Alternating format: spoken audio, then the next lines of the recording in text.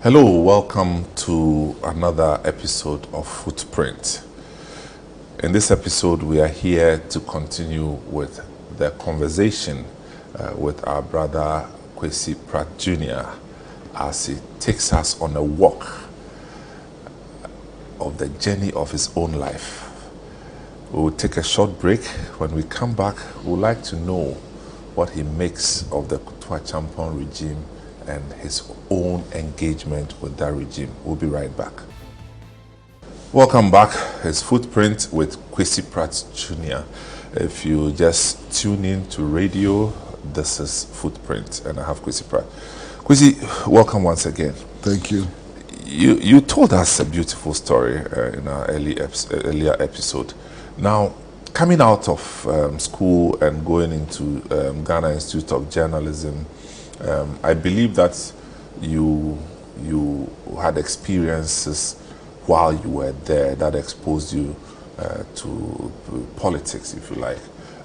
You care to share some of the experiences? And some of the people you actually met at GIJ that also shaped your own thinking. You know, the Ghana Institute of Journalism had been established as a school for training journalists all over Africa. Oh, really? To pursue the African Revolution. Oh, well, that was the purpose of Africa. establishing Africa. It was an African school, wow, preparing revolutionary journalists, to continue with the national liberation struggle and to work on the transition. It was more journalism, but more ideological. Is that correct? There was a lot of ideology, and there was a lot of journalism, and so on. It's a fantastic school. I don't know what it is today, but it used to be a really fantastic school. I mean, we were forced to actually learn 18 subjects. Wow. Economics,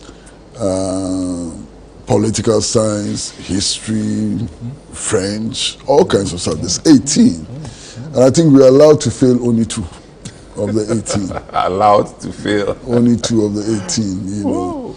We did mass comm, all kinds of subjects, Now, so the school was an interesting breeding ground. I was in the same class with people from Swaziland then. What is it called? Yeah. Eswatini now, but Swaziland then. Many people came from there.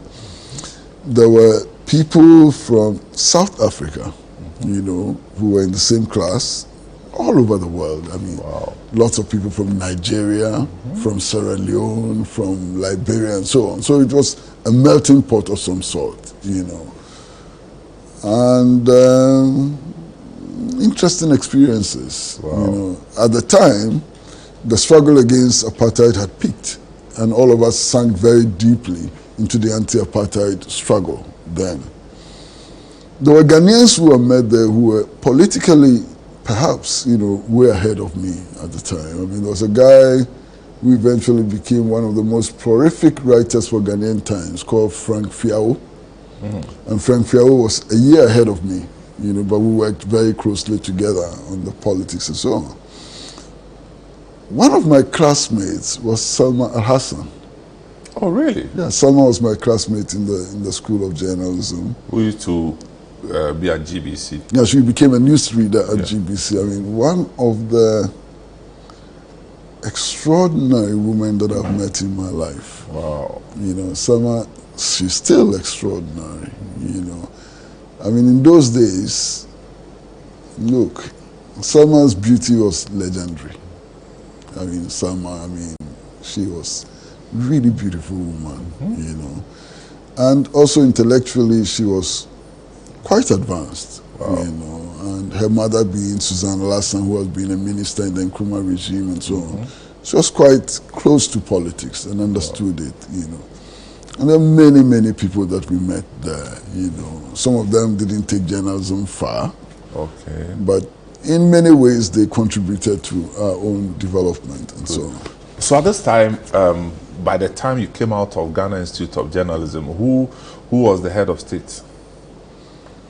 I came out in 1974. General Champon was still the head of state, And I came out and worked with the Ghanaian Times, which was then edited by an extraordinary journalist, Kwame Jewuchem. You know, a lot of people didn't like him. He didn't have a lot of fans in those days because of his support for Achampong when Achampong was becoming very unpopular and so on. Oh, okay. But I would say that he was one of the most principled journalists that I ever worked with. Wow. And his brain was huge. Something He had else. a big brain. I mean, Wow. he read a lot. Kwame Dewuchem read a lot. He was convinced about what he was doing. And he taught me a certain kind of journalism, which is, you know, I mean, I'll tell you stories you would not believe. Kwame Dewuchem is writing a negative story about a minister. Okay. And then he would walk into the editorial room and say, look, I want the ugliest photograph of this gentleman. And it's a competition. We are all looking for the ugliest photograph of this gentleman. Because he knew that the photograph itself also told a story. You understand? So for him, it wasn't just the writing, Text, the reporting, and so on. Everything mattered to him. Yeah. The photograph, you know, the sub-editing, you know, and so on. He was a fantastic journalist, and I learned under his feet. I fell out with him though, and had to leave. Much later, Yeah, I fell out with him. At the time, was Christian Agri there? No, Christian Agri was then, I think, working with Daily Graphic. Oh, okay. But he joined. He joined later came. Ghanaian Times much later. Had left. Oh, I had joined the Ghana News Agency, and I had left the Ghana News Agency to become the public relations officer of the National Youth Council before Christian Agri came. Oh, right. But Christian Agri was cast in the mold of Dewuchem somehow. His temperament, his commitment, and so on. He didn't care what people said about him, you know. But he was such a calm man. Well, all of them were calm. Dewuchem was not a rowdy person, you know. His tenacity and so on gave a different image of Dewuchem. Now, for me, I had known Dewuchem when I was very, very young. Maybe when I was a toddler. You know, he had worked with my father at a cocoa purchasing, government-controlled cocoa purchasing company in Tafo and so on. So he knew me as a child. Oh, wow. And that was one of the reasons why we fell out, you know, quite easily. I had done something, written a story, which had created a storm. And then he walked into the editorial room and said, but you urinated on my lap. How can you be telling me, you know, how to practice my journalism and so on? We had a tiff. And I walked out of Ghanaian Times and never went back to Ghanaian Times. Oh, wow. You know. And then you went to GNA as well? I went to Ghana News Agency for many reasons. In fact, when I graduated from the Ghana Institute of Journalism, the Ghana News Agency wanted me to work there. You know, but I preferred Ghanaian Times because of the editor's personality, because of the impact the Ghanaian Times made at the time. At the time, the vendors were doing conditional sale. If you want to buy Ghanaian Times, you have to buy Graphic. You know, Oh, as a really? condition. Yeah, Ghanaian Times was the newspaper of the time. you know. Was the newspaper? Newspaper of the time. So I chose to work with Ghanaian Times. I hope for it's that still the reason. case. I don't know. But the pay was horrible. You know, the pay was horrible. I mean, in those days I was earning, I think, 74 cedis a month. Cedis, valued then. In today's value, it would be less than 74 pesos, you know. No. Please value it in dollars. Then we'll know that. It would be worse. Oh, no. It will not The exist. dollar at the time. Yeah, it was almost 1-to-1. Really? Almost 1-to-1, you know. But I was earning 74 cedis a month. And young man, I didn't need much, you know, and so on. But then the Ghana News Agency offered me, I think, 136 cedis a month. You know, to become a senior reporter with the Ghana News Agency and so on. And the general manager then called me and said that, look, they needed to strengthen their central regional operations and so on. He thought that I should go to the central region. So I went to the central region as a senior reporter. Which year? This must have been 1975 Still under Kufuor Champong. or 6. Still under Kufuor Champong, you know. But then I was Who was placed the at the commissioner then? upper level. The commissioner was, Not Benasco? no, in the central region. Yeah. No, it wasn't Banasco. I think it was Colonel Dawuni. I worked with okay. Colonel Dawuni as commissioner. All right, that will be the second part of Kutua Champon, when he decided to Yes. push people from different regions. And another colonel, whose name I've forgotten, he was there before Dawuni. Not Beidou. No. Beidou, yes, Colonel Beidou. I worked with Colonel Beidou, also a Central Regional. I remember his mustache, Commissioner. man. Yes, a fantastic guy too, But, so, move from 74 CDs to 136 CDs was huge. And I was at the upper end of the scale, because I negotiated my salary. I was at the upper end of the scale. And so I was in the Central Region, working for the Ghana News Agency for 1 year. Oh, okay. And then I quit to become the public relations officer of the National Youth Council, and that was a huge jump. Still under Kutua Champon. Still under Kutua Champon, huge jump. From 136 CDs a month, I was now earning something like 380 CDs a month. Wow, you remember all these? Yeah. It was such a huge jump. 22, 21, 23 years old, had so much money. I mean, those days, bought my first car, life was easy. Life was easy, cool, and so on. And in those days, my salary was the equivalent of the salary of a principal secretary then. Whoa. No, as that was chief huge. director today. That's At huge. that age, with so much money and so on. And having a media background and having a face recognition and a name recognition, it was out of this world. Wow. And before then, I had also done television. I'd done radio. I started doing radio in 1969. Obviously, GBC. Oh, GBC, of course. I mean, my first radio program was on the Uncle Frank Show, which was then hosted by Frank Autry, 1969. I was still in secondary school when I started doing radio. And then later I started doing program with people like Dusty Wayne, all of them. Dusty Wayne. Dusty Wayne and all of Wow. them. Blessed memory. Yeah. But then I got into television very quickly. And I became a co-host of a program which was then called In Town. And I co-hosted In Town with Emilia Cromwell Adama. You remember? Yeah, I do. Emilia Cromwell Adama. The producer of the show was John Gafachi, and so on. So I was doing television. Wow. And then became almost, a frequent guest on the Mike Egan show.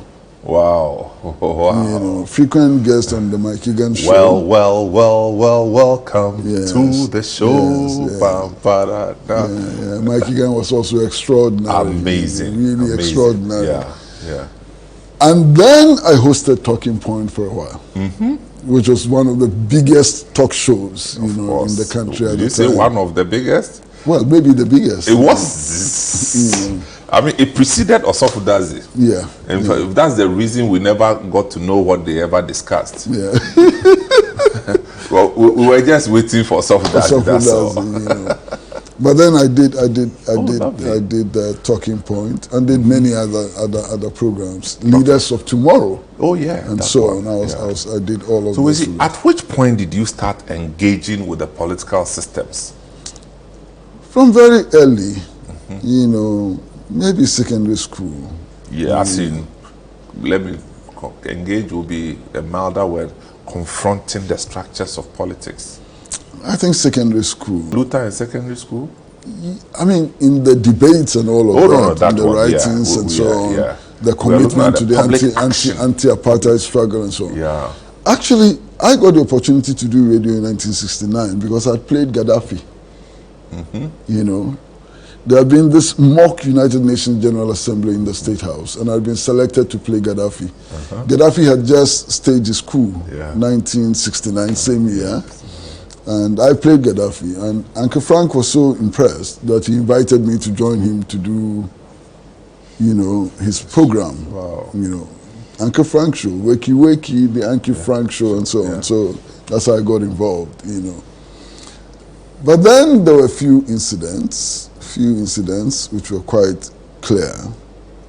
I had criticized the German government, heavy criticism. On which issue? On television. Yeah, on which issue? Like, I think it related to apartheid. Right. So I'd criticized the German government quite severely. And I think the embassy had protested, and they were discussing whether to take me off the show or not, and so eventually I stayed. That was one. There was another incident when I was actually, as the public relations officer of the National Youth Council, I was also the editor of the Youth Journal. And I'd written an editorial criticizing the union government idea of the Achampong government. I mean, that was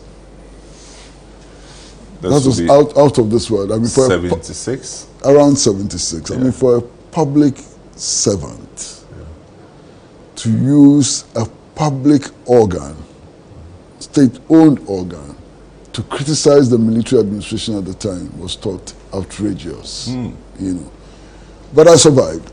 That's when your name was all over the place on the front pages of the newspapers. No, that happened much, much later under the PNDC. I did something which everybody thought was totally crazy.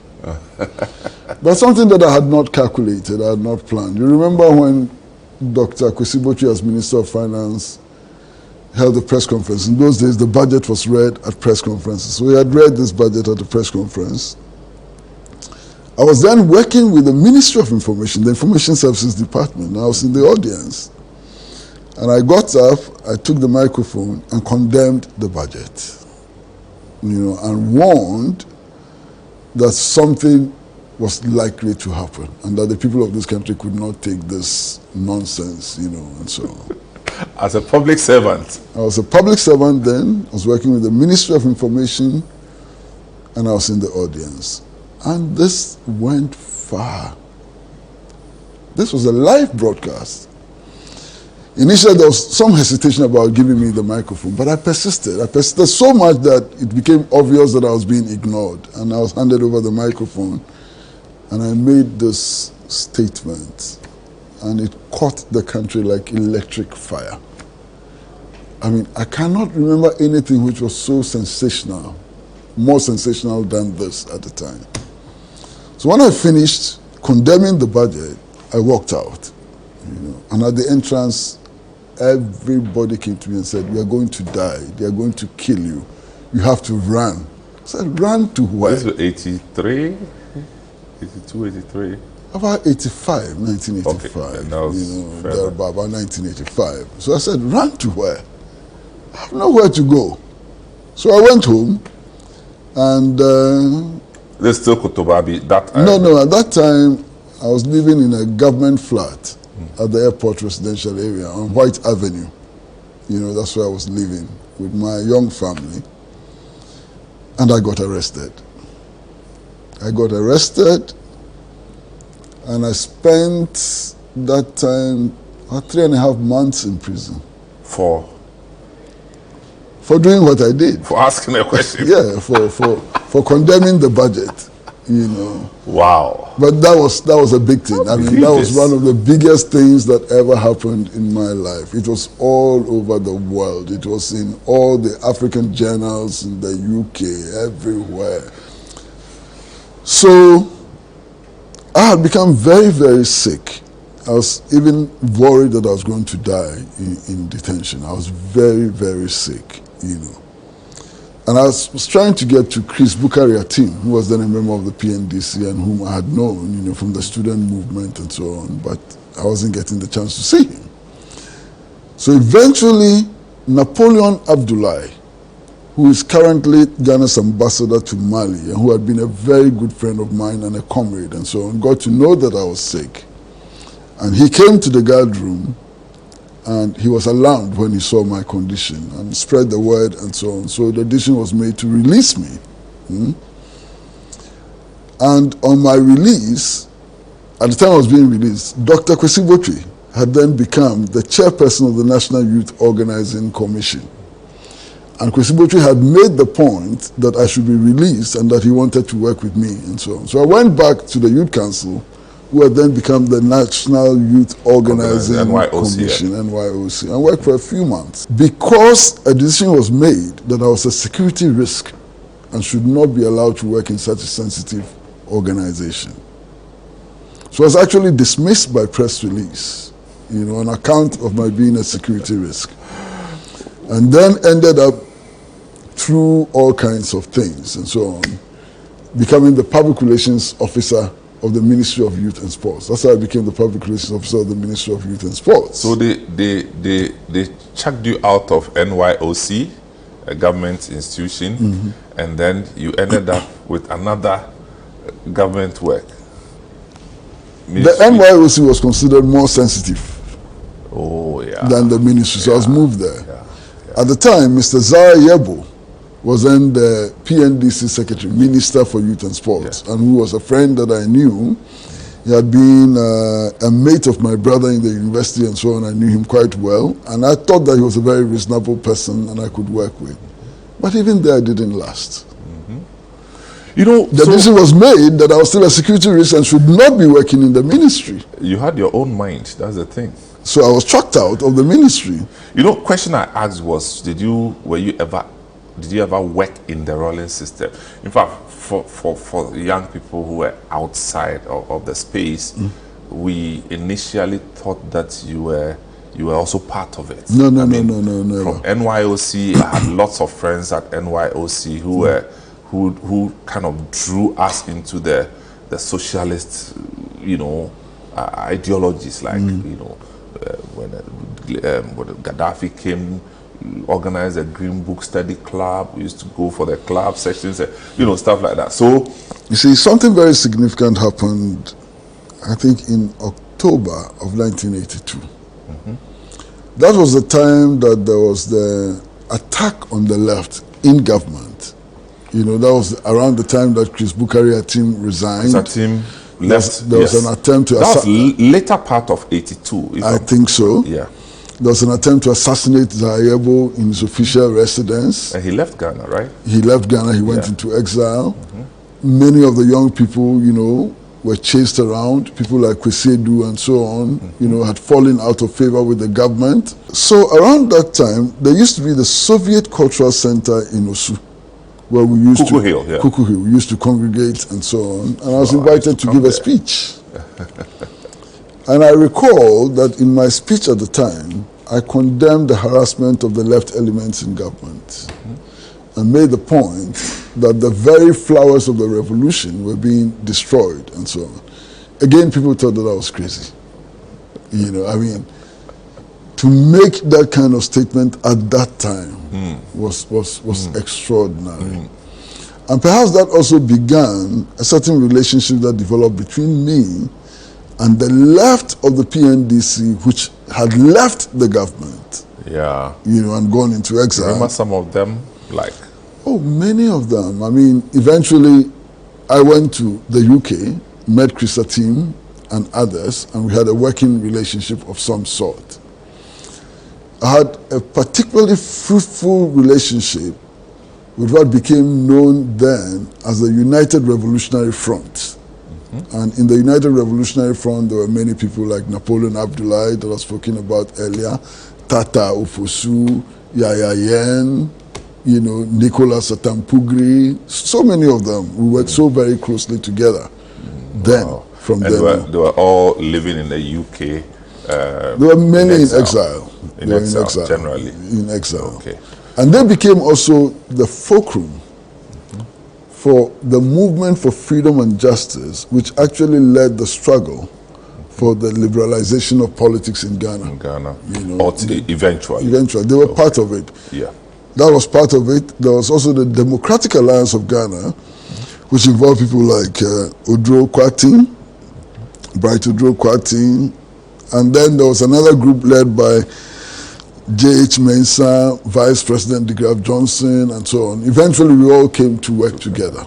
We came to work together. All in the UK. No, mostly. we were working here and they were working in but the UK.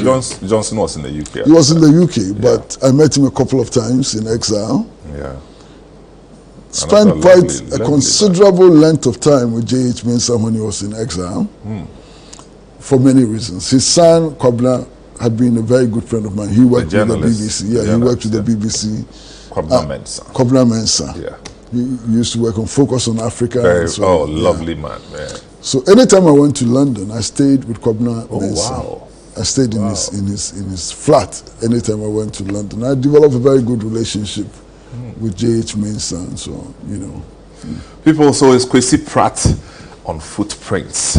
We'll take a short break and then come back and more info. We'll be right back. Welcome back. This is Footprint. I'm Samuel Atamensa with Kwesi Pratt Jr. As I said in my opening remarks, a lot of you may have known him for his social commentaries and being on radio and TV. But look, the man is just loaded. Not even 5 episodes of this program can tell the full story. But at least we are getting educated. So we see, after the NYOC experience, you joined Ministry of Sports, Youth and Sports as a PRO. And what happened after that? Well, there's a problem. I was on a very high salary then, the salary of a chief director today. Now, here am I going to work in the ministry, and they couldn't pay me the salary that I was on. So I actually lost 2/3 of my salary. But hey, what was I to do? Lost 2/3 of my salary. And then the decision was made that I couldn't work in the ministry too because I was a security risk.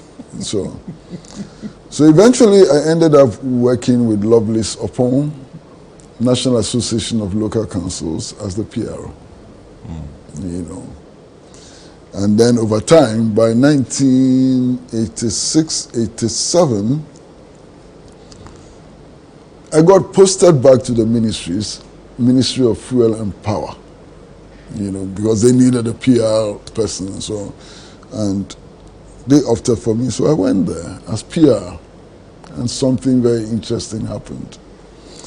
The minister then was Mr. Apiakran, and he was holding a press conference, and I was his PRO. And I was sitting there, and he had made some statements that I didn't agree with. So I actually wrote questions for the media to ask him, and he was embarrassed. So minister then decides that he cannot work with me again. But he got to know that you wrote the questions. Of course. It was obvious, So I lost my job again. Losing jobs has just it was part of the story. Second nature. I was always losing my jobs, So I lost my job again and started working on this newspaper, the Ghanaian Voice. The largest circulating newspaper perhaps in Ghanaian history. Danansa was the managing editor of Dark. Dark, huge, tough guy. We used to do 120,000 copies.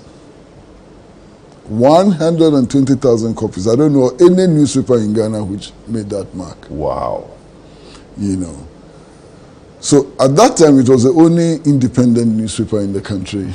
No, there were others. Free Press was there and so on. But the Echo popped up. Yeah, Echo had a long history. Ebokwansa and so on used to work on Echo.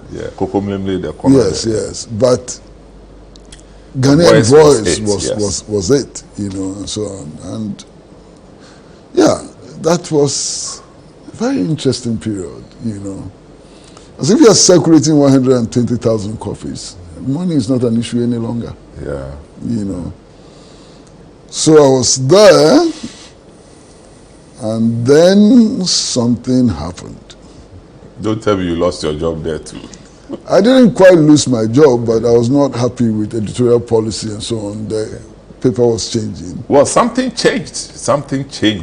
So, Kofi Kumsin, Yeah. who was the editor of the Ghanaian Chronicle, called me and said, but hey, you could establish your own newspaper. I said, but I don't have what it takes to establish a newspaper. So Kofi Kumsin then said, I'm going to give you newsprint, which would enable you to publish 3 editions. I'll print the paper for you on credit, you know, and then you can use the Chronicle facilities to do your typesetting and so on. That's how we started the Insight, you know.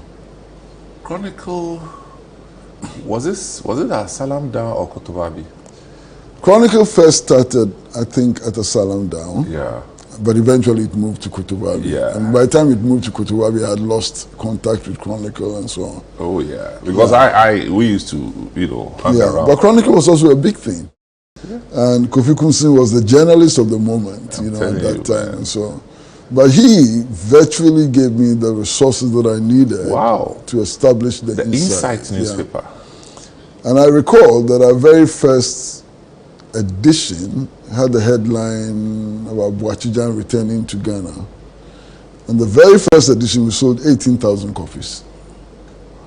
18,000 copies. I mean, that was huge. Wow. So this in the 90s, you know, like mid-90s. 93, thereabout, you know.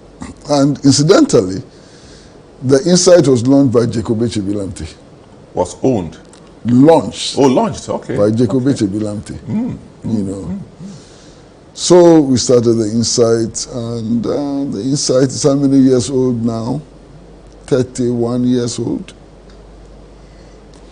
Wow. Circulation is gone down, but it's still alive. Like every other newspaper. Yeah, but it's still alive. Yeah, the Insight newspaper, Kwesi Pratt. Yeah, the Insight. You used to punch the people. Jesus Christ. The Insight newspaper. So we started without an office. We didn't have anything. But at some point, all we had was an old typewriter. At some point, you went back operating from Kotobabi. Yes, that was when we started the Insight. We didn't have an office. Yes. All we had was space in my mother's sitting room. That I remember. So I got an old typewriter, put it there, and we started working from there, you know. Tell me, you used to have a lot of links with foreign missions. Links? Also were told as young boys at the time, especially the Eastern Bloc. Well, I'm a socialist. Yeah.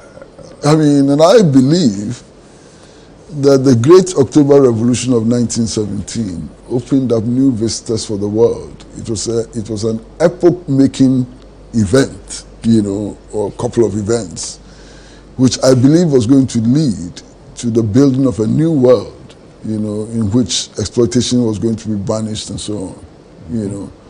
So politically and ideologically and all, the Soviet Union was a huge symbol for all of us. Not just me. Yeah. All of us. But you are quite vocal, so. Well, maybe, yes. Yeah, I spoke a lot. I still speak, you know. Speaking has become part of my life. So you had a relationship with key nations like the Soviet Union? Not a relationship with the state. But we worked very closely with the World Federation of Democratic Youth. Okay. Which was more or less, you know, sponsored by the Eastern Bloc. By the alliance, yeah. You know. But you visited Soviet Union at some point? Not very much. The first time was in 1981. Yeah, but that's on my way actually to Pyongyang. Yeah, but visiting there in 1981 would make you a friend of Jerry Rawlings at the time. No. Jerry Rawlings was never a socialist, never claimed to be socialist. That's one thing about Jerry Rawlings that I think that we haven't been fair with him. He never, throughout his life, ever claimed to be a socialist. Well, it's not a claim, but his association with the Castros, the association or the endorsement he received from the likes of Fidel Castro, Muammar Gaddafi, and the likes would give the impression. But don't forget that the most right-wing economic program this country has ever gone through was implemented by Jerry Rawlings. Oh, that's correct. with the influence of some of his people. Yeah. So how then is he a socialist? No, I'm just because saying. If you look at his economic policy, if you look at the economic recovery program, I mean, what were the main tenets of the economic recovery program? None of them authored by himself. Yeah, but it was implemented by his government. That's correct. A pure right-wing neoliberal agenda. Very much so. Yes. Because you had the likes of D.F. Annan influencing the likes D.F. Annan came much later. Much later. But what I'm saying is that... But Joabi and Kwesi and so on, they led that... Exactly. These are right-wing people. Yeah. Which, Kwesi was a Marxist intellectual, until he... until he became finance minister and then the darling of the IMF and the World Bank and so on. IMF, you better be careful if you become their darling. That's what we know. It's not not rocket science. But again, you also had a given with Cuba. I've always believed in the dream of those compatriots who went to the Sahara Menstra and overthrew the Batista regime. Always, from childhood. I mean, Fidel has always been such a huge figure, and Ernesto Che Guevara is much, much larger than life, and so on. Che Guevara? Yeah. Who was he again? Ernesto Che Guevara? Yeah. Became many things, Yeah. He was a medical doctor, an asthmatic medical doctor who was a guerrilla leader and fought... Prior to the guerrilla leader, he used to be something. He was a medical practitioner, okay. Who got in touch with Fidel and eventually became this huge icon of justice. I mean, even in the West, one of the icons you can't miss is Ernesto Che Guevara. He's on all T-shirts, he's on billboards, he's everywhere. Ernesto, because of what he believed in. I remember his cap, right? But Ernesto was in Ghana. Yes. Ernesto Che Guevara was in Ghana in the Nkrumah era and actually stayed in what today is called Alista Hotel. Alista? Is it? Oh, Alista. Alisa Hotel. Oh, okay. They used to... that was the home of Mr. Kodobotio. Oh, I see. And Ernesto Che Guevara stayed with Mr. Kodobotio, who I've told you earlier, he was my uncle and so on, So the admiration for Cuba and what it did and so on is significant. So he came here Cuba, at the invitation of Nkrumah, right? I think so. Cuba managed to build the best health system in the world. No doubt. The testimonies are all over the place. Cuba managed to virtually eradicate illiteracy and to build an educational system which was free from cradle to the very top. You understand, and so on. Of course, today Cuba has many difficulties, a lot of difficulties, mainly as a result of this blockade, which has unjustifiably been imposed by the United States of America. But in those days, you could not be a Pan-Africanist, you could not be a young pioneer, you could not wish for a new world of freedom for African people and so on without admiring Cuba. Wow. Now let me take a short break, and then when we come back, we'll talk about your association with the MPP leading to the emergence or the leadership of President Kufuor. So I'm speaking with Kwesi Pratt, and this is Footprint. We'll be right back. Welcome back. It's Footprint with Kwesi Pratt Jr. So Kwesi, you fast forward, you now got yourself post-Edubuahin, found yourself on the same side as what would then become MPP, because if you like, you all had the same enemies, or you had a common enemy in the person of the Rawlings regime. Can you tell us the story, how you got into it with the likes of Nyaho Tamaklo and the rest, leading to the movement, the Kumi Preko and all these things? I think I'm going to be quite brief because obviously you don't have enough time. I think it all started in 1986 when I was recruited by two people, Kwame Riafi, who used to be the secretary of the old students of the Kwame Nkrumah Ideological Institute, you know, and a guy called Lieutenant Owusu-Jima, who had been actually prosecuted for trying to overthrow the NLC and had been sentenced to death, you know. So these were the two people who recruited me in a bid to take over the Kwame Nkrumah Revolutionary Guards, then headed by Sonny Provençal, a minister in the Nkrumah government. You know. So we took over the Kwame Nkrumah Revolutionary Guards. In 86? 85, 86, Yeah. we took over the Kwame Nkrumah Revolutionary Guards, and I became its general secretary. Okay. So we decided to wage the battle for the restoration of multi-party rule in Ghana. And we started, held press conferences, did all kinds of things, taught the whole country. At that time, it was not popular. Oh, yeah. You know. At that time, the boom speech of Edu Boyne had not even happened, and so on. So we started this vigorous campaign. And then we got arrested. No, before we got arrested, we realized that we could make a lot more headway if we united with other forces. So the first alliance we built was an alliance with the African Youth Command and the New Democratic Movement.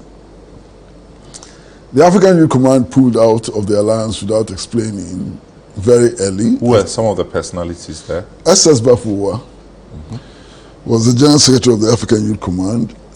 There was a Dr. Akufo and so many other people. Dr. Akufo. Dr. Akufo. He used to be in Tema and so on. Yeah. So we built this alliance. The alliance I think he collapsed. was from the mountains, obviously. Yes, yes. The alliance collapsed. They left. So we were left with the New Democratic Movement.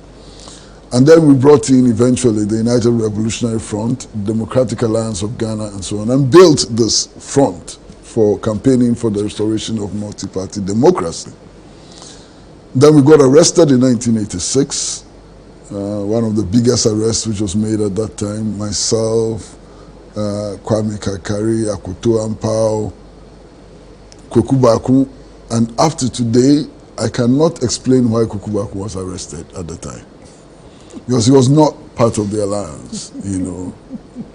He was a well-known radical and so on. As a matter of fact, he had recruited me into the movement for freedom and justice. Okay.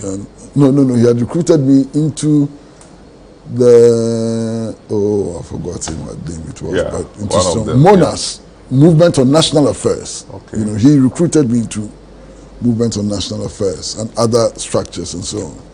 But at this time, he was not part of the alliance, but he was arrested, along with Ralph Kugbe and so on. We were arrested then. So when we came out of prison, we realized that we were not strong enough. If we could be picked like chicken and put in prison and so on, we were not strong enough. So which prison would this be? At the time, I think I went to the Akuse prison, okay, and eventually ended up at the medium security prison in Nsawam. You know, no, wrong. At the time, I ended up in the Navrongo prison. I'm talking about Navrongo and Tamale prisons. The prison by the roadside in Navrongo. Yes, I ended up there, you know. But then we decided that, look, we needed to become stronger than we had been. So the plan was to bring on board all the different political traditions. So I led that exercise with Ndebugri, John Ndebugri, Kwame Riafi, Akoto Ampao, and Owusu-Jima, Lieutenant Owusu-Jima. We led that effort, you know. So we went to the CPP. We actually went to Mr. Kodobosu, who was then the apparent leader of the CPP, and he politely declined. He told us that in war, the generals don't go to the field. So the generals should stay back, and that we should go to the field. Polite decline, but no problem. And then we went to Mr. Victor Wusu, who was also then the apparent leader of the Dankwa Buzia tradition and so on. He readily agreed to participate and was the person who nominated Professor Dubois-Hini. He asked us to go and recruit Professor Dubois-Hini to join and so on. So we recruited Professor Dubois-Hini. All kinds of difficulties, but eventually he came on board because of the persuasive influence of Cabral Bliami here. Because eventually it was the persuasive influence of Cabral Bliami here which retained Professor Dubois-Hini as a member of the Movement for Freedom and Justice and so on. So Cabral was part of this? He wasn't. Okay. But I collaborated with him very, very closely. At the time, he had something to do with the GIJ, is that correct? I think so. Yeah. You know, but Cabral contributed in many ways without being part of the structure and so on. And Freddie Blay. Yeah. Freddie Blay, you know, I'll tell the Freddie Blay story much later, but he made a significant contribution and so on. So we started working together, you know, with Dr. Bilson, all kinds of people and so on. That's Dr. Bilson, Third Force Party. Third Force Party, you know, we worked very closely with him. So it was in this period that people of the Dankwa-Busia tradition started organizing under the banner of the Dankwa-Busia Club. Okay, yeah, you know, Dankwa-Busia Club or something like that. The very first Dankwa-Busia Club to be inaugurated was inaugurated by me and Akufo-Addo at the KO Methodist Park. Where is that? Kumasi. Oh, okay. And in fact, Reverend Asante Entry chaired that inauguration. Wow. You know. So the very beginning, the very nucleus of what eventually became the new Patriotic Party was inaugurated by me and Akufo-Addo. The record is clear.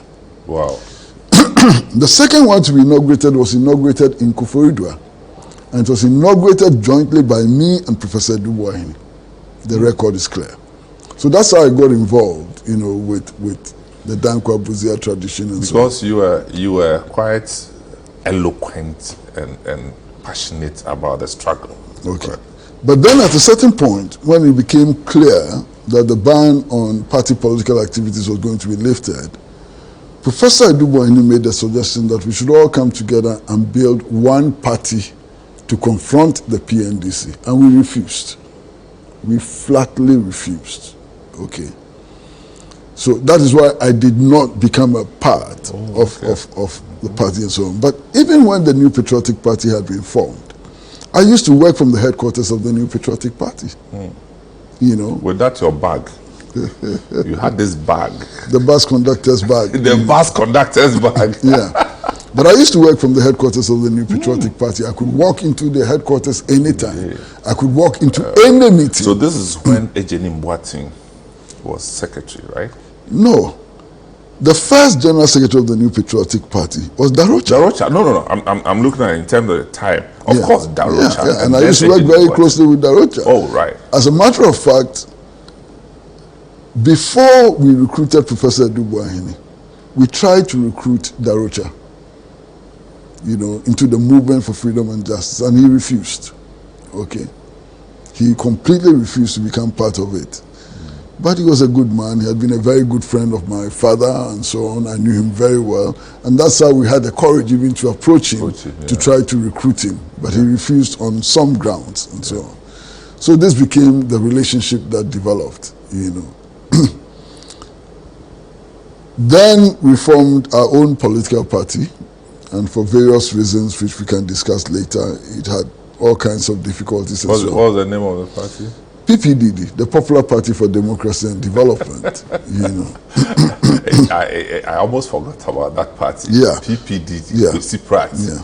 Yes. But that's how I eventually became a founding member of the Convention People's Party. Yeah. Because the Convention People's Party came together as a result of the merger of the PPDD, the Convention Party. Was PHP there? PHP, and then a faction of the PNC. The PNC as a whole did not join the CPP, you know. So we became the founding members of the Convention People's Party and so on. Yeah. And then, of course, we went into the Great Alliance. Yeah, in 96, right? Yeah, Great Alliance, where Vice President Akal became the running mate to President Kufuor and so on. And I worked with the Kufuor campaign team very, very strongly. Very, very strongly. I did all kinds of things. And then eventually President Kufuor won the 2000 elections and became president in 2001. And then, of course, everybody knows I fell out with the Kufuor government. Yes. Fell out with the Kufuor government, became a victim of vile propaganda. But why did you fall out with them? Oh, disagreement over policy issues, and so on. First of all, we objected to Ghana going HIPIC. Very strongly objected to Ghana going HIPIC. Various promises which had been made were not kept, and so on. So that's how the fallout came about. But you are still on good terms with them. Oh, as for President Kufuor, he's one person I've grown to respect a lot. I disagree with him politically. We are not on the same page. But you cannot ignore his demeanor. Yeah. As a personality. As a personality, President Kufuor is relaxed. He's not abrasive and so on. You can engage in conversations with and so on. So I still sometimes visit him. Lovely. I still visit him. We have conversations and so on. I have a lot of respect for him. Yeah. In the process, you must have worked with President Akufo-Addo as well. Yes. Or engaged, or found yourself in the same space. One of the most important things was that President Akufo-Addo and I were engaged in a very long battle in 1993, when the New Patriotic Party published the Stolen Verdict. They attacked Nkrumah in that document. Spoke about dictatorship under Nkrumah and so on. I felt very offended, you understand? Because Nkrumah was not in power. You had a problem with PNDC and you are writing your stolen verdict and you focus attention on Nkrumah and so on. So there's a period of exchanges in the media between me and Nana Addo Dankwa Akufo-Addo, okay, around 1993. But by 1995, the idea of forming the Alliance for Change came up. And the whole idea was conceived at the residence of Ni Ejiri Blankson, who is now a member of the Council of State. It was Nana Addo Dankwa's birthday, and they had met there, to celebrate the current president's birthday. I didn't go to that celebration. It was then that the discussions about forming a movement to confront the whole Rawlings regime, came up. And my name was suggested as somebody who could be of help and so on. So I think the day after the meeting, I was contacted by Ferdinand Ayim, and others, including Haruna Atta and so on. Yeah. So I agreed to become part of that, and we formed the Alliance for Change, which campaigned, against the value-added tax. Our main focus then was on the value-added tax. The first demonstration, it's estimated about 100,000 people took part in the demonstration. 6 people died, and so this is the Kumipreku, right? This is the Kumipreku demonstration. Yeah. And a new relationship developed between me and the current president, Nana Addo Dankwa Akufo-Addo. As a matter of fact, some of the forces within the New Patriotic Party did not want him as spokesperson of the Alliance for Change. He was not leader, he was spokesperson. A lot of people think that he was the founder and leader and so on. It's not true. He was the spokesperson. I nominated him as the spokesperson of the Alliance for Change. I did that nomination against opposition. From people like who? Victor Newman. Reku Brobe and others opposed that. Yeah. Okay? But I nominated him, and I was keenly supported by people like Koku Bakun, like Akoto Ampao, Sheshe, and others, and he became the spokesperson. Okay.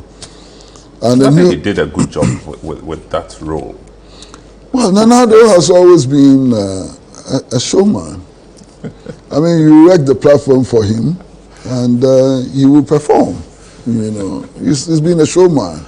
Are you still in touch with him? The last time I spoke to him was August last year. Okay. On my birthday, that was the last time. There's so much we could still be talking about, but I wouldn't want to take too much of your time. It's been almost 2 hours already.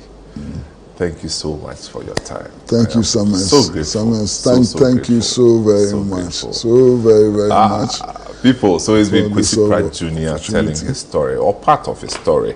And I can't be more grateful than this, because he's a man I have respected and honored for 4 decades of my life, and I'm not exaggerating. Thanks for joining us. The program is Footprints. My name is Samuel Atamensa. See you next time.